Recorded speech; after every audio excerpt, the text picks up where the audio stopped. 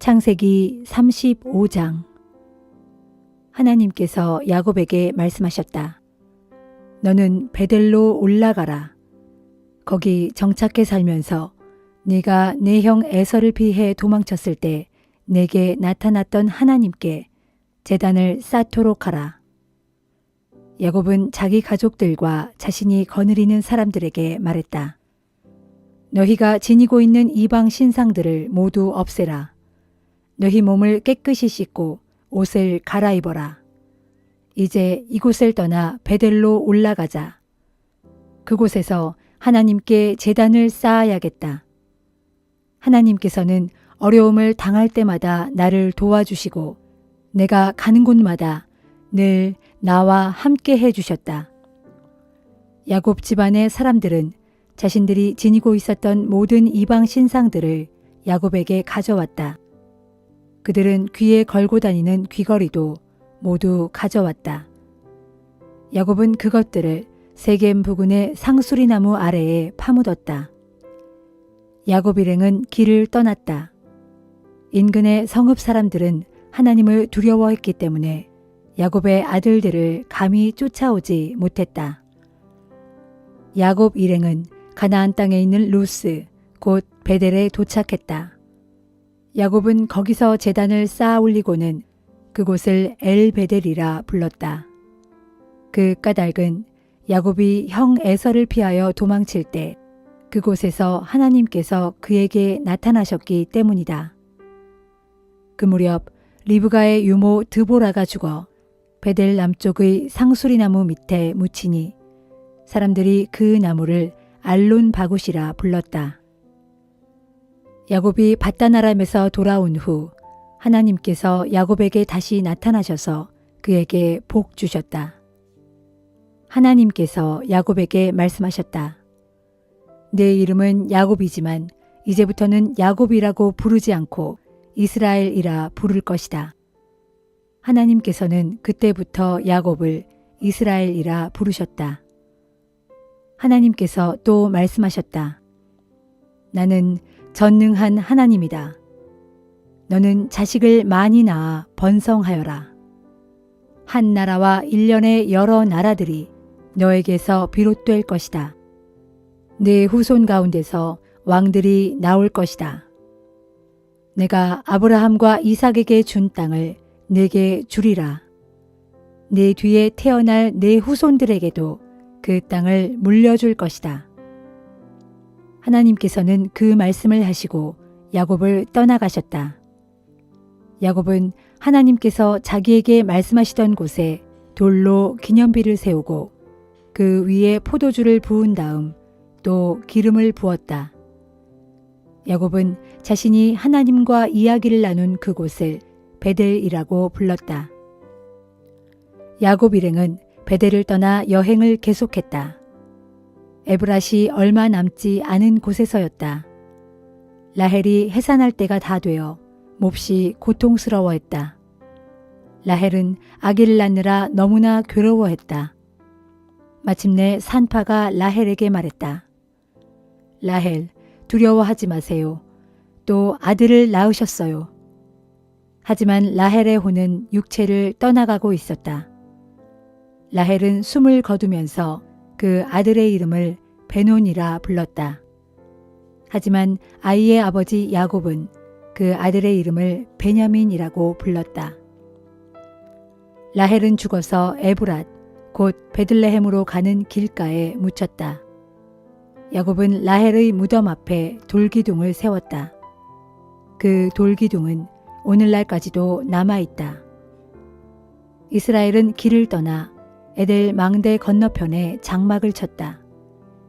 이스라엘이 그 땅에서 살고 있을 때 르우벤은 자기 아버지의 소실인 비라와 잠자리를 가졌고 이스라엘도 그 일을 듣게 되었다. 야곱에게는 12아들이 있었다. 레아가 낳은 아들로는 야곱의 맏아들 르우벤, 그 아래로 시므온, 레위, 유다, 이사갈, 스불론이 있었다. 라헬이 낳은 아들로는 요셉과 베냐민이 있었고 라헬의 몸종 비라가 낳은 아들로는 단과 납달리가 있었다. 레아의 몸종 실바가 낳은 아들로는 갓과 아셀이 있었다. 이들이 야곱의 아들들인데 모두 밧단 아람에서 태어났다. 야곱은 기럇 아르바 근처에 있는 마므레로 자기 아버지 이삭을 찾아갔다. 헤브론에 있는 그곳은 아브라함과 이삭이 살았던 곳이었다. 이삭은 그때 180세였다. 이삭이 늙고 기력이 없어 목숨이 다하자 죽어서 조상들 곁으로 돌아갔다. 이삭의 두 아들 에서와 야곱이 아버지를 장사 지냈다.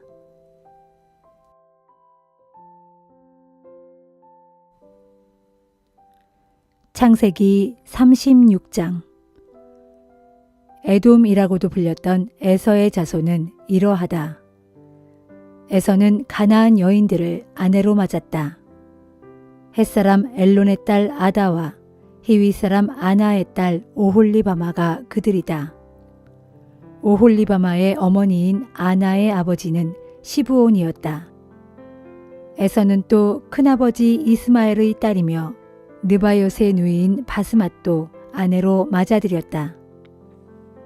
아다는 엘리바스를 낳았고 바스맛은 르우엘을 낳았으며 오홀리바마는 여우스, 얄람, 고라를 낳았다. 이들은 모두 가나안 땅에서 태어난 에서의 아들들이다. 에서는 아내들과 아들, 딸, 집에서 함께 사는 모든 사람들, 자기 소유물들과 가축대를 다 이끌고 길을 떠나 아우인 야곱과 멀리 떨어진 곳으로 옮겨갔다. 에서와 야곱 두 사람은 재산이 너무 많아서 함께 살기에는 터가 좁았기 때문이다. 가축대도 너무 많아서 그 땅에서 계속 함께 사는데 한계가 온 것이다. 에서는 세일산으로 가 거기에서 살았다. 에서는 에돔이라고도 불렸다. 에서는 세일산에 살면서 에돔 사람들의 조상이 되었다. 에서의 자손들은 다음과 같다. 에서의 아들들은 에서의 아내 아다가 낳은 엘리바스, 에서의 아내 바스맛이 낳은 르우엘이다. 엘리바스가 낳은 아들은 대만, 오말, 스보, 가담, 그나스이다. 에서의 아들인 엘리바스는 소실 딥나에게서 아말렉을 낳았다. 이들은 모두 에서의 아내 아다가 낳은 자손들이다. 루엘이 낳은 아들은 나핫, 세라, 삼마, 미사이다. 이들은 모두 에서의 아내 바스맛이 낳은 자손들이다. 에서의 아내 오홀리바마는 시브온의 손녀이자 아나의 딸인데 그녀가 낳은 아들은 여우스, 얄람, 고라이다. 다음은 에서에게서 나온 종족들이다. 에서의 맏아들 엘리바스에게서 대만 종족, 오말 종족, 스보 종족, 그나스 종족, 고라 종족, 가담 종족, 아말렉 종족이 나왔다. 이들은 모두 에돔 땅에 살았던 엘리바스에게서 나온 종족들로 에서의 아내 아다가 낳은 자손들이다. 에서의 아들 르우엘에게서는 나핫 종족, 세라 종족, 삼마 종족, 미사 종족이 나왔다. 이들은 모두 에돔 땅에 살았던 르우엘에게서 나온 종족들로 에서의 아내 바스맛이 낳은 자손들이다. 에서의 아내 오홀리바마의 아들에게서는 여우스 종족, 얄람 종족, 고라 종족이 나왔다. 이들은 아나의 딸이며 에서의 아내인 오홀리바마의 아들에게서 나온 종족들이다. 이상이 에서 곧 에돔에게서 퍼져나간 에돔 종족들이다. 세일은 본디부터 에돔 땅에 살고 있던 호리 사람이다. 그의 아들들은 로단, 소발, 시브온, 아나, 디손, 에셀, 디산이다. 이들은 에돔 땅에 살았던 세일의 아들들로 호리 족속의 족장들이다. 로단의 자식은 호리와 헤맘이다. 로단에게는 딥나라는 누이가 있었다. 소발의 자식은 아란, 마나핫, 에발, 스보, 오남이다. 시브온의 자식은 아야와 아나이다. 아나는 광야에서 자기 아버지 시브온의 나귀들에게 꼴을 먹이다가 온천을 발견했다. 아나에게는 디손이라는 아들과 오홀리바마라는 딸이 있었다. 디손의 자식은 햄단, 에스반, 이드란, 그란이다. 디손은 이들 종족의 조상이다. 에셀의 자식은 비란, 사아완, 아간이다. 디산의 자식은 우스와 아란이다. 호리 족속의 족장들로는 로단, 소발, 시브온, 아나, 디손, 에셀, 디산이 있다. 이들은 세일 땅에 사는 호리 족속의 족장들이다. 이스라엘에 아직 왕이 있기 전에 에돔 땅을 다스린 왕들은 다음과 같다. 부올의 아들 벨라가 에돔을 다스렸다. 그의 성읍은 딘하바였다. 벨라가 죽자 보스라 사람인 세라의 아들 요밥이 뒤를 이어 왕이 되었다. 요밥이 죽자 대만 지방 출신의 후삼이 뒤를 이어 왕이 되었다. 후삼이 죽자 모압 들녘에서 미디안 족속을 격파했던 부닷의 아들 하닷이 뒤를 이어 왕이 되었다. 그의 성읍은 아윗이었다. 하닷이 죽자 마스레가 출신의 삼나가 뒤를 이어 왕이 되었다. 삼나가 죽자 유프라테스 강가의 르호봇 출신인 사울이 뒤를 이어 왕이 되었다. 사울이 죽자 악볼의 아들 바알 하난이 뒤를 이어 왕이 되었다. 악볼의 아들 바알 하난이 죽자 하달이 에돔의 왕이 되었다. 그의 성읍은 바우였다. 하달의 아내의 이름은 무헤다벨인데 그녀는 마드렛의 딸이며 메사합의 손녀였다. 에서에게서 나온 종족들을 가문과 거주지와 이름에 따라 나누면 다음과 같다. 딥나 종족, 알와 종족, 여댓 종족, 오홀리바마 종족, 엘라 종족, 비논 종족, 그나스 종족, 대만 종족, 밉살 종족, 막디엘 종족, 이람 종족 등이다. 이들은 각자 자신들의 종족이 소유하고 살던 거주지에 따라 이름이 붙여진 에돔 종족들이다. 이들 에돔 종족들의 조상은 에서이다.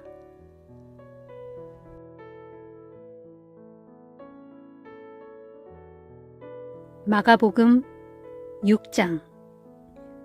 예수께서 거기를 떠나 제자들과 함께 고향 나사렛으로 가셨다. 안식일이 되어 예수께서 그곳 회당에서 가르치기 시작하셨다. 많은 사람들이 예수의 가르침을 듣고는 크게 놀라워했다. 이 사람이 어디에서 이런 것들을 배웠을까? 도대체 저런 지혜를 어떻게 얻었기에 놀라운 기적까지도 일으키는가? 저 사람은 한낱 목수가 아니던가? 또한 마리아의 아들이고 야고보와 요셉과 유다와 시몬의 형이 아닌가?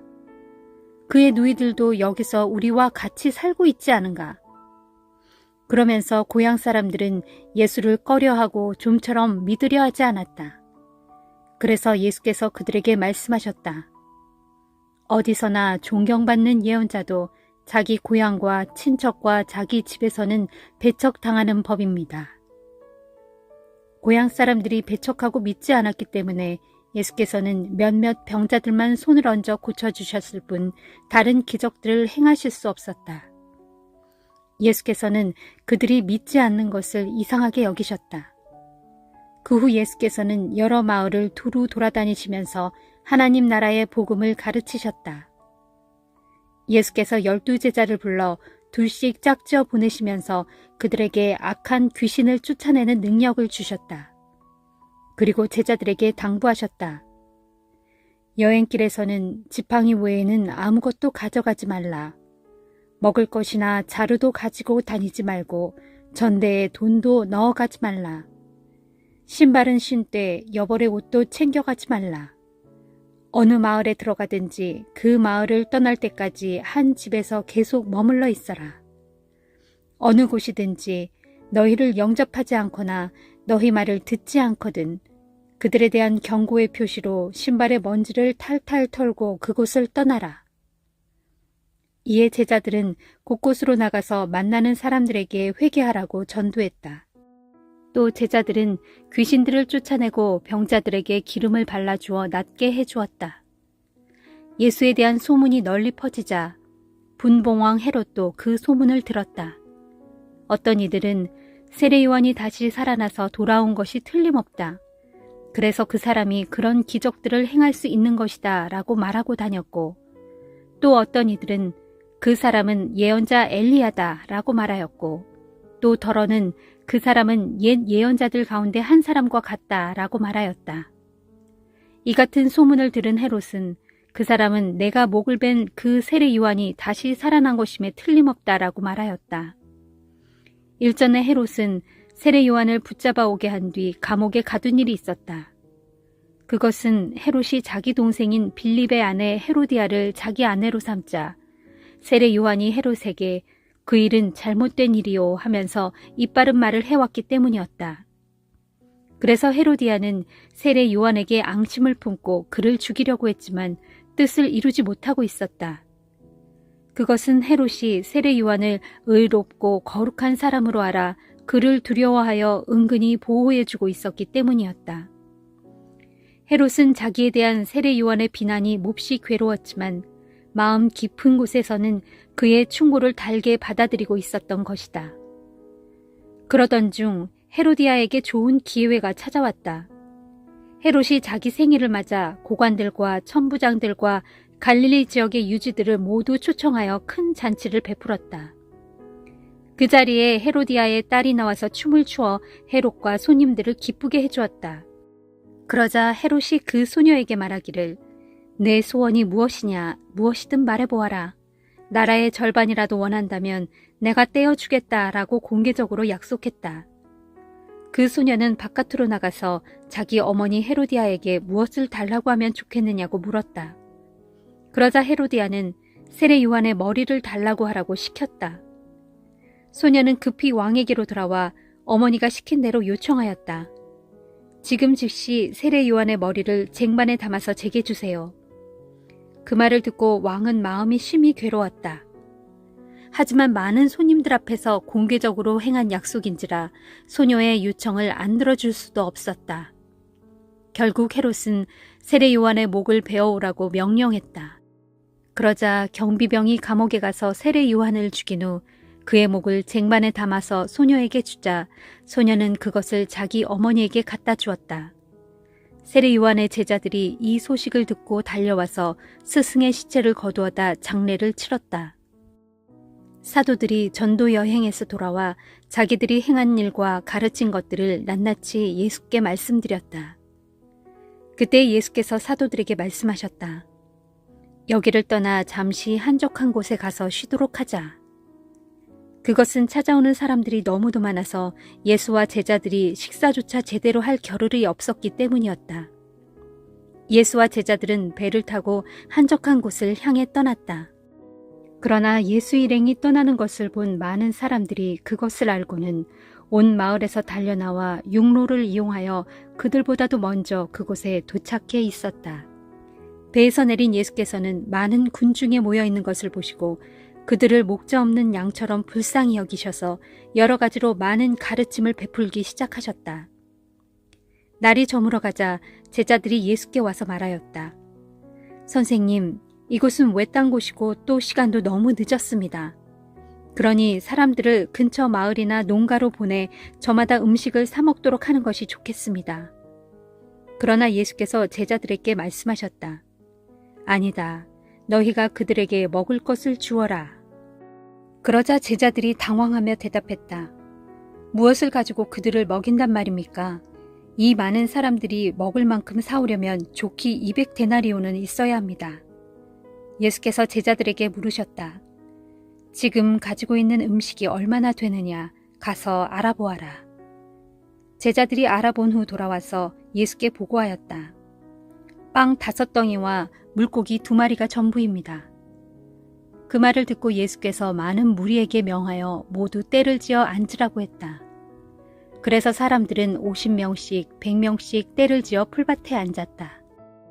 예수께서 빵 5덩이와 물고기 2마리를 손에 들고 하늘을 우러러 감사 기도를 드리신 후에 빵을 여러 조각으로 나누어 물고기와 함께 제자들에게 주시며 그것을 사람들에게 나누어 주라고 말씀하셨다. 사람들은 모두 배불리 먹었다. 제자들이 먹고 남은 빵덩이와 물고기를 주워 모으니 12광주리에 가득 찼다. 그날 빵을 먹은 사람은 남자 어른만도 무려 5,000명이나 되었다. 바로 그 직후 예수께서는 제자들을 재촉하여 배를 타고 먼저 갈릴리 호수 건너편의 벳세다로 가게 하신 뒤 혼자 남아서 사람들을 집으로 돌려보내셨다. 사람들을 모두 돌려보내신 다음 예수께서는 기도하러 따로 산에 올라가셨다. 밤이 되자 제자들이 탄 배는 호수 한가운데에 나아가 있었고 예수께서는 혼자 뭇에 계셨다. 그런데 갑작스럽게 바람의 방향이 바뀌어 배에 거슬러서 불어오자 제자들은 노를 젓기가 몹시 힘들어졌다. 이것을 보신 예수께서는 이른 새벽에 무리를 걸어 제자들에게 가셨다. 예수께서는 제자들을 그냥 지나치시려고 했지만 제자들이 무리를 걷는 예수를 보고 유령인 줄 알고 비명을 질렀다.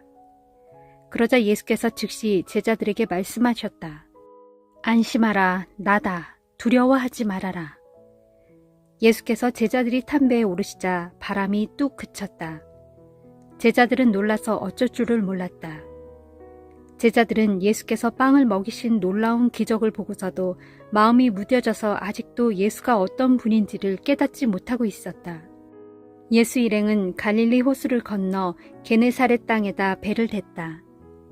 그들이 배에서 내리자 그곳 사람들이 즉시 예수인 줄 알아보고는 인근 마을로 뛰어다니며 예수께서 오셨다는 소식을 널리 알렸다.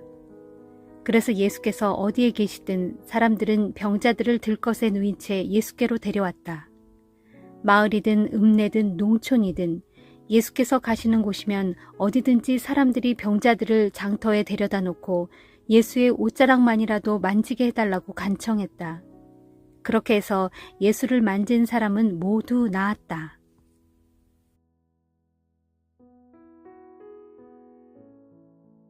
욥기 2장. 하루는 하나님의 아들들이 와서 주 앞에 모여 서 있었는데 사탄도 와서 그들과 함께 주 앞에 서 있었다. 주께서 사탄에게 물으셨다. 너는 어디를 갔다 오는 길이냐? 사탄이 주께 대답했다. 땅 위 여기저기를 두루 돌아다니다가 오는 길입니다. 주께서 사탄에게 말씀하셨다. 너는 내 종 욥을 유심히 살펴보았느냐? 세상에 욥만큼 신실하고 올곧은 사람은 없다. 그는 흠잡을 데 없이 정직하고 올곧은 사람으로 언제나 하나님을 경외하고 모든 악을 멀리한다. 내가 나를 부추겨 아무런 이유도 없이 욥을 쳐서 한순간에 완전히 망하게 했지만 그래도 그는 자신의 온전한 믿음을 잃지 않았다. 그러자 사탄이 대답했다. 가죽은 오직 가죽으로만 맞바꾼다지 않습니까? 사람이란 본래 자기 목숨을 위해서라면 자기가 가진 모든 것들을 다 내어주는 법입니다. 그러므로 만일 주께서 손을 뻗어 욥의 살과 뼈를 내리쳐 보십시오. 그러면 그는 주의 면전에서 분명 주를 저지할 것입니다. 주께서 사탄에게 말씀하셨다. 좋다. 욥의 몸을 내 손에 붙인다. 좋다. 욥의 몸을 내 손에 붙인다. 하지만 그의 목숨만은 절대로 건드리지 말아라. 사탄은 주 앞에서 물러나오자마자 즉시 욥을 쳐서 욥의 발바닥에서부터 정수리까지 온 몸에 악성 종기가 나게 했다. 이에 욥은 잿더미 위에 앉아서 깨진 토기 그릇 조각으로 자신의 온 몸을 박박 긁었다. 그런 욥의 모습을 보고 그의 아내가 욥에게 말했다. 이 지경이 되었는데도 당신은 하나님한테 그 잘난 신실함을 온전히 지킬 거예요. 차라리 하나님을 저주하고 죽어버려요. 그러나 욥이 아내에게 대답했다. 어리석은 여편네들처럼 말하지 말아요. 하나님께서 복을 주실 때는 좋아라 하고 받았으면서 이렇게 고난을 주신다고 그분을 내팽겨친단 말이요. 이렇게 욥은 이 모든 극심한 고난을 겪으면서도 하나님께 대하여 그 입술로 죄를 짓지 않았다.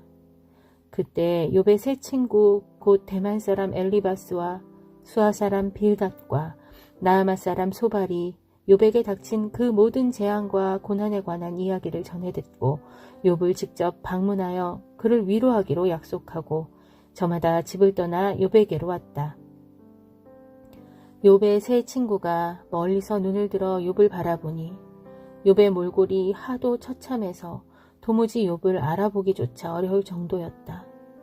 그래서 욥의 친구들은 큰 소리로 울면서 자기들의 겉옷을 찢고 죄를 머리 위에 뿌렸다. 그러고 나서 세 친구들은 욥과 함께 바닥에 주저앉아 7일 밤낮을 같이 지냈다. 그동안 친구들 중 어느 누구도 욥에게 말 한마디 붙여보지 못했다.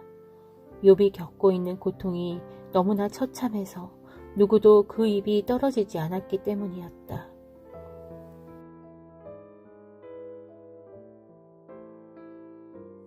로마서 6장. 그러면 이제 우리가 어떻게 말해야 하겠습니까? 하나님의 은혜가 더욱 커질 수 있도록 죄를 계속해서 지어야 하는 것입니까? 절대로 그럴 수 없습니다. 죄에 대해서는 이미 죽은 상태인데 우리가 어떻게 죄 가운데서 그대로 살 수 있단 말입니까? 우리 모두는 세례를 받아 그리스도 예수와 연합하여 하나가 되었으므로 예수의 죽음과도 연합하여 역시 하나가 되었습니다. 여러분은 이것을 알지 못합니까? 그러므로 우리는 세례를 받음으로써 그리스도와 연합하여 그분과 함께 묻힌 것입니다. 이것은 그리스도께서 하나님 아버지의 영광에 힘입어 죽은 자들 가운데서 살아나신 것처럼 우리 또한 죽음을 이기고 새 생명 가운데서 살게 하려는 것입니다. 우리가 그리스도와 연합하여 그분과 하나가 됨으로써 그리스도께서 죽으실 때 우리도 함께 죽은 사람이 되었다면 부활에 있어서도 우리는 또한 부활하신 그분과 하나가 될 것임이 분명합니다. 우리의 옛 자아가 그리스도와 함께 십자가에 못 박혀 죽은 것은 죄의 얽매인 몸을 또한 죽여서 더 이상은 죄의 노예가 되지 않게 하려는 것임을 우리는 압니다. 그런 까닭은 죽은 사람은 이미 죄의 세력으로부터 해방된 것이기 때문입니다.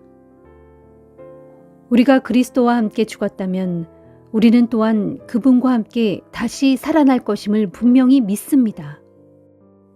우리가 알기로 그리스도께서 죽음에서 살아나셨으므로 다시는 죽지 않으실 뿐만 아니라 죽음이 더 이상 그분을 지배하지 못합니다. 그리스도께서 죽으신 것은 죄에 대하여 단번에 죽으신 것이고 그리스도께서 사시는 것은 하나님을 위해 영원히 사시는 것입니다. 여러분도 이와 같이 죄에 대해서는 죽은 자로 여기시고 하나님께 대해서는 그리스도 예수 안에서 산 자로 여기십시오. 그러므로 여러분은 삶과 죄가 여러분의 죽을 육신을 지배하지 못하게 해서 여러분이 육신의 정욕에 굴복하는 일이 없도록 하십시오. 여러분은 육신의 한 부분이라도 죄에 내맡겨 죄의 도구가 되게 해서는 안 됩니다. 도리어 죽은 자들 가운데서 살아난 사람들답게 여러분 자신을 하나님께 바쳐야 합니다. 그래서 하나님께서 여러분의 몸의 모든 부분을 의의 도구로 사용할 수 있도록 하십시오. 죄가 다시는 여러분의 주인이 될 수 없습니다. 이제 여러분은 율법 아래에 있는 것이 아니라 은혜 아래에 있기 때문입니다. 그러면 어떻게 해야 하겠습니까? 우리가 율법 아래에 있지 않고 은혜 아래에 있기 때문에 죄를 지어도 상관없다는 말입니까? 절대로 그렇지 않습니다.